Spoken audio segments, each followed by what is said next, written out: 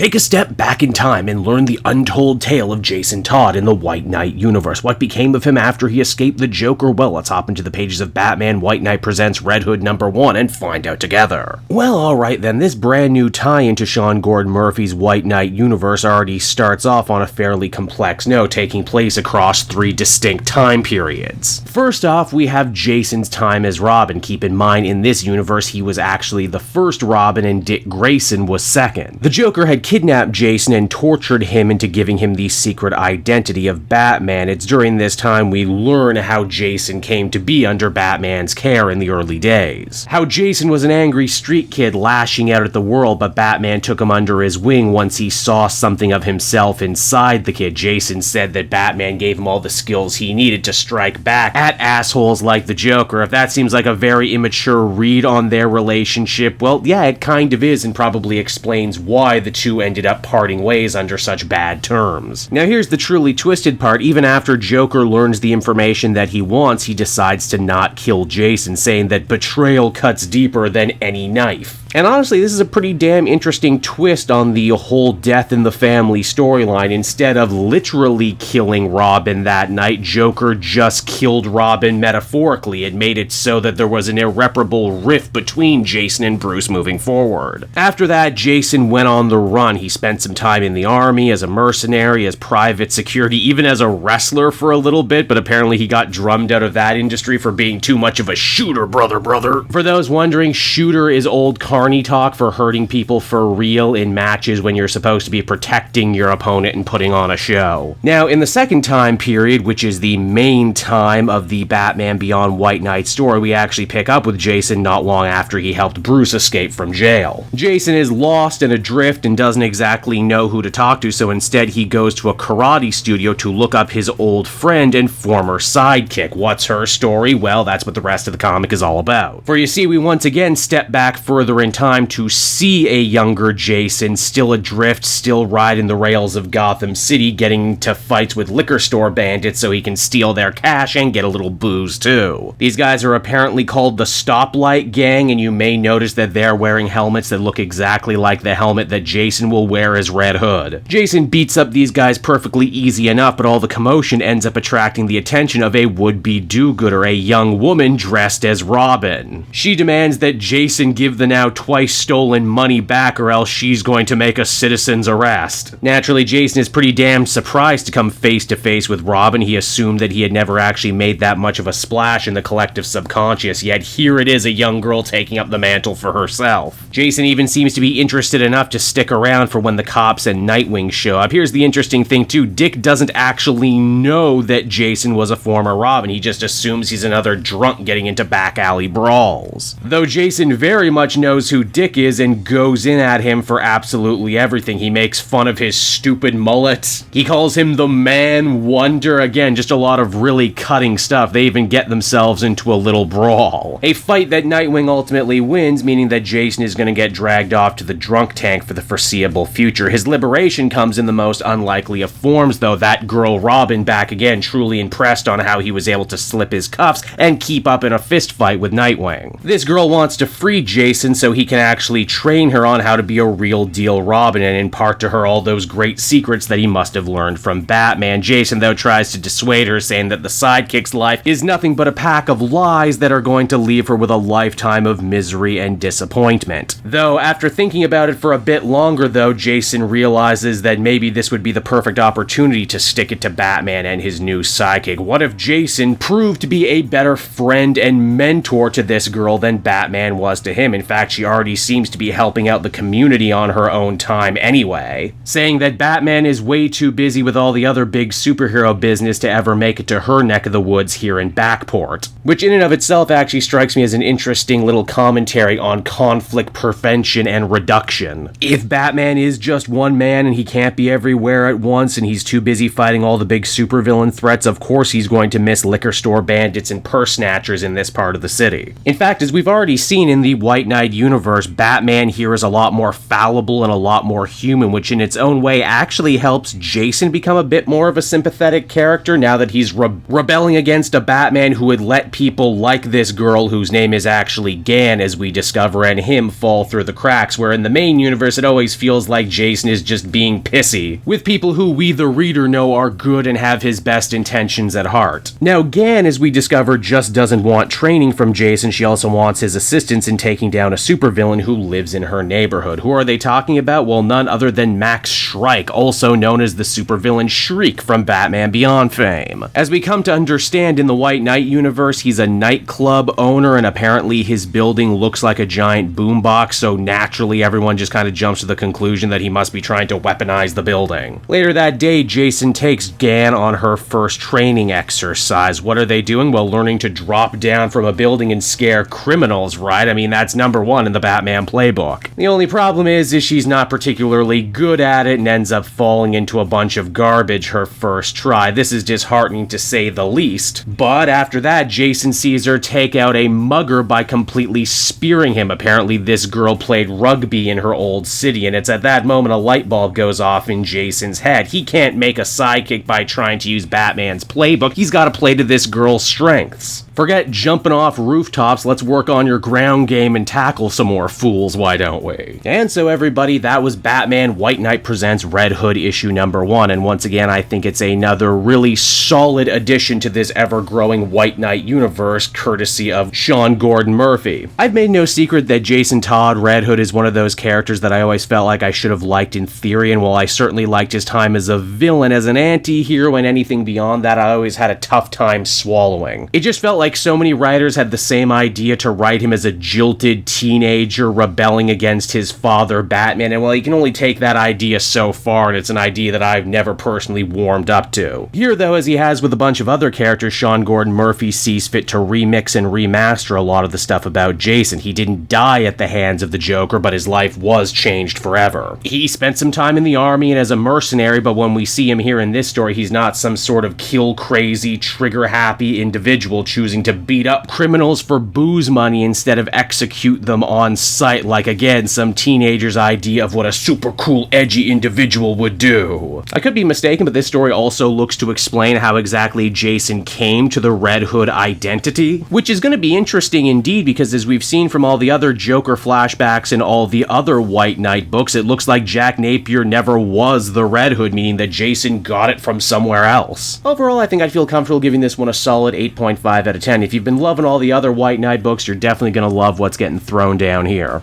Hey there everyone, Kate Joel again, and I just want to thank you so much for watching to the end of the video. It means a lot to me. And hey, if you enjoyed the book I covered in this issue and want some comics of your own, might I recommend Book Depository? It's my #1 place for shopping for comic book trades. You get a great price, and if you use my link down in the description, you'll actually be helping me out at the same time. You get something, I get something, everybody wins, right? So until next time everyone, I've been Joel, and I will see you in the next video. Bye-bye.